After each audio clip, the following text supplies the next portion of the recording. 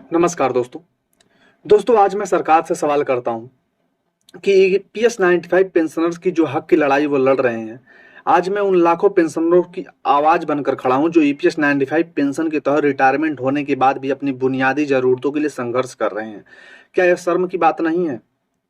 30 से 40 साल देश की सेवा करने के बाद भी हमारे पेंशनरों को मात्र 1,000 से 1,100 रुपये पेंशन दी जा रही है। क्या इतने पेंशन में गुजारा हो सकता है? इतनी कम पेंशन में तो दवा भी नहीं आती। घर का खर्च चलाना तो दूर की बात है। हमने बार बार सरकार से मांग की है कि न्यूनतम पेंशन 7,500 वो प्रति माह कर दिया जाए और साथ में महंगाई भत्ता डीए वो ऐड कर दिया जाए, ताकि बढ़ती महंगाई में सम्मानजनक ये ईपीएस 95 जो बुजुर्ग पेंशनर्स हैं वो सम्मानजनक जीवन जी सकें। लेकिन सरकार हर बार सिर्फ आश्वासन देती है, ठोस कदम नहीं उठाती। संसद की समितियां रिपोर्ट बनाती हैं, मंत्रीगण मीटिंग करते हैं, लेकिन जमीन पर कुछ नहीं बदलता। सरकार को याद रखना चाहिए कि वो यही कर्मचारी हैं जिन्होंने अपनी जवानी देश के लिए कुर्बान कर दी। अब बुढ़ापे में उन्हें सहारे की सबसे ज्यादा जरूरत है, तब सरकार आंखें मूंद कर बैठी है। अगर हमारी मांगें जल्द नहीं पूरी की गई तो हम राष्ट्रीय संघ समिति वो राष्ट्रीय स्तर पर आंदोलन करेंगे, सरकार को उसका असली चेहरा दिखाएंगे। हमारा सवाल साफ है कि कब तक पेंशनरों को सिर्फ आश्वासन मिलता रहेगा?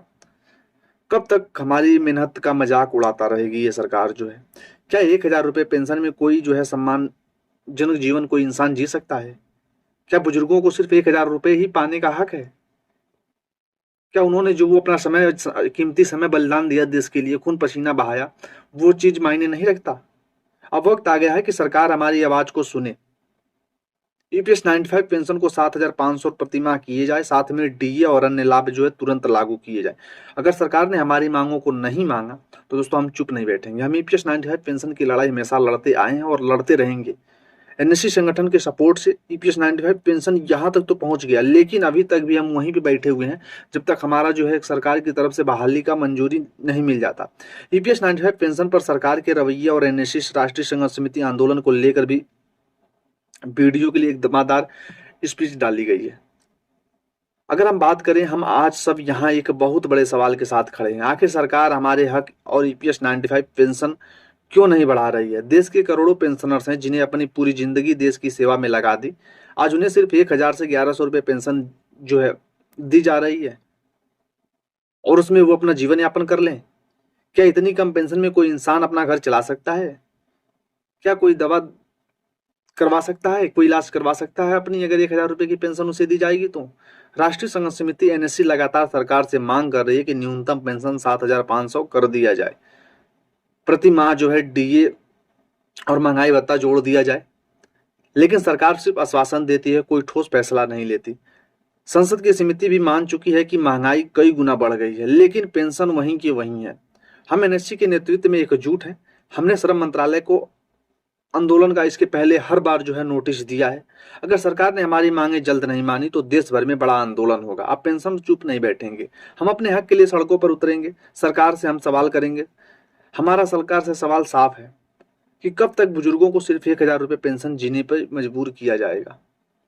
कब तक हमारी मेहनत का अपमान किया जाएगा? कब तक हमारी आवाज नहीं सुनी जाएगी? साथियों, वक्त आ गया है कि एकजुट होकर आप सभी लोग अपनी आवाज को बुलंद करें।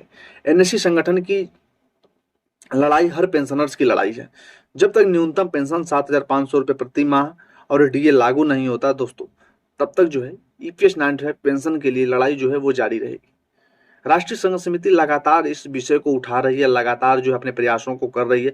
तो आप लोग भी अपना सपोर्ट राष्ट्रीय संघ समिति पर बनाकर चलिए, उनके हौसला दीजिए जिस प्रकार से वो लोग रात दिन एक करके लड़ाई लड़ रहे हैं। क्योंकि हम और आप तो घर में बैठ करके काम कर ले रहे हैं, हम तो यहाँ घर में बैठे स्टूडियो में बैठे वीडियो वगैरह बना दे रहे हैं, लेकिन जमीनी स्तर पर कौन उतर रहा है, कौन लड़ाई लड़ रहा है, कौन उस धूप में खड़े होकर के स्पीच देता है 1-1 घंटे, 2-2 घंटे, 3-3 घंटे?